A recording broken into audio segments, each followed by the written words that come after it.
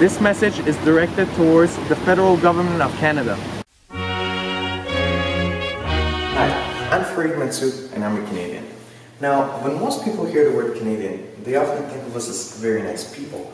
People who treat anyone and everyone with the same amount of respect, no matter their gender, skin color, or religious beliefs. Now, that's something Canadians love to hear. However, unfortunately, those stereotypes don't always hold true. See, Canada has had their fair share of discrimination and even participated in cultural genocide.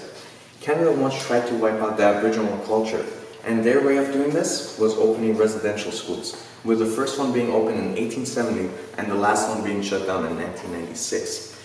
Aboriginal children were taken from their home against their will to a place where their memory of their past and culture was destroyed. Children often returned with no or little memory of their past and culture, and this created a big gap of generations of communities who are not culturally healthy. The worst part about all this is that reservation schools were only a part of where all this started. The Indian Act of 1876.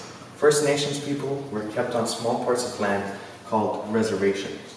They were banned from practicing traditional ceremonies, hiring lawyers, and even banned from leaving their own reserve without permission.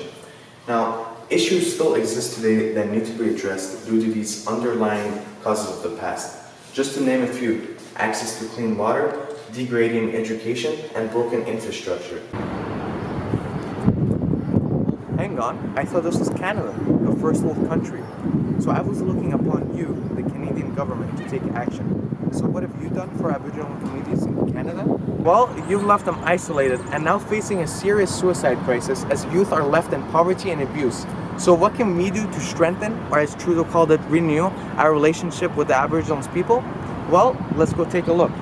We need to tighten our relationship and trust with Aboriginal communities by stop trying to send in third-party members into communities like the Analapiskat to take control over their funding distribution.